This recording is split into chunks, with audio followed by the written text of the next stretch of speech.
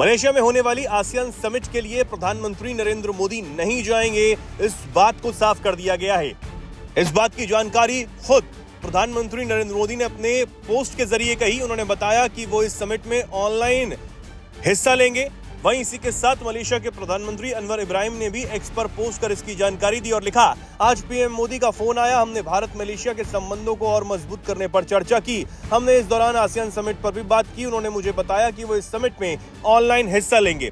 हालांकि प्रधानमंत्री के इस दौरे के टलने को लेकर देश में राजनीति भी गर्माती हुई नजर आ रही है। कांग्रेस ने इस पर सवाल खड़े किए हैं और इसे भारत और अमेरिका के बीच ट्रेड डील न होना भी बताया है। वहीं खबरों की माने तो प्रधानमंत्री के मलेशिया दौरे के टलने को लेकर बिहार चुनाव भी एक बड़ी वजह बताया जा रहा है। दरअसल कुछ ही दिनों में बिहार चुनाव के लिए मतदान होने हैं और इधर ताबड़तोड़ रैलियों में बीजेपी के नेता जुटे हुए हैं। वहीं इसी के साथ कई और कारण भी इस दौरे के टलने के पीछे बताए जा रहे हैं। वहीं अगर प्रधानमंत्री नरेंद्र मोदी कुआलालंपुर इस समिट के लिए जाते तो वहां उनकी मुलाकात ट्रंप से भी हो सकती थी, क्योंकि राष्ट्रपति ट्रंप 26 अक्टूबर को 2 दिवसीय यात्रा पर कुआलालंपुर आ रहे हैं। हालांकि दूसरी तरफ देखा जाए तो भारत और अमेरिका के बीच ट्रेड डील बनने की संभावना भी जल्द जताई जा रही है।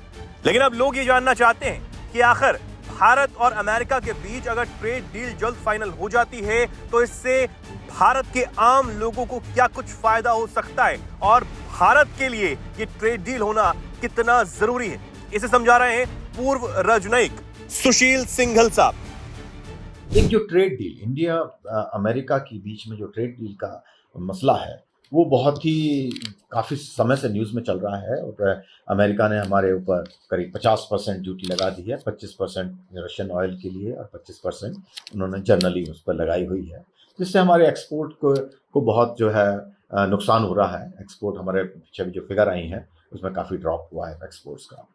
तो अगर जब ये डील होगी, जिससे बातचीत चल रही है कि संभावना है कि बहुत जल्दी डील होने की संभावना है, क्योंकि काफ़ी इस पर डिस्कशन हो रहा है, तो कह रहे हैं कि 15 से 20% शायद 15 या 16% के ऊपर ड्यूटी एग्री करेंगे हम कि अमेरिका हमारे गुड्स पर लगाएगा।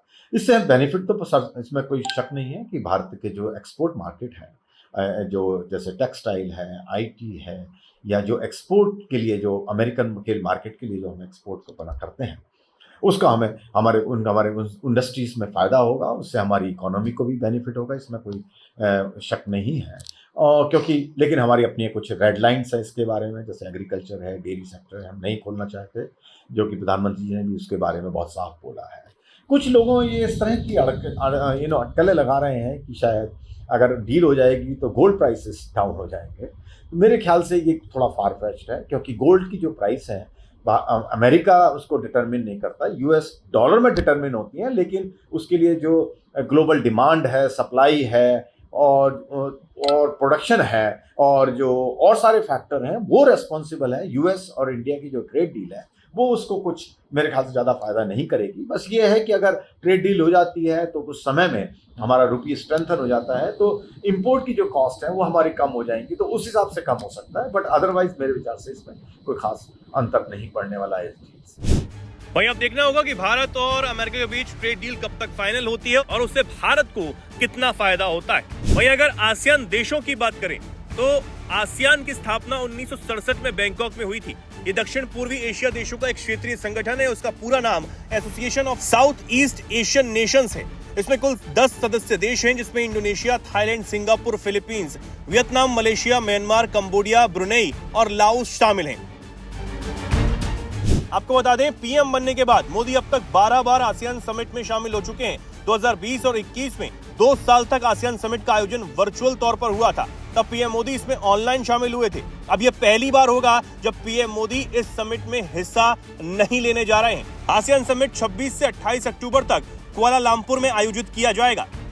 हालांकि समिट से संबंधित विचार विमर्श में भारत की भागीदारी के स्तर पर कोई आधिकारिक बयान अब तक जारी नहीं किया गया है। आपको बता दें, मलेशिया ने अमेरिका के राष्ट्रपति ट्रंप के साथ साथ आसियान के कई साझेदार देशों के नेताओं को भी आमंत्रित किया है और 26 अक्टूबर को 2 दिवसीय यात्रा पर ट्रंप भी कुआलालंपुर पहुंच रहे हैं।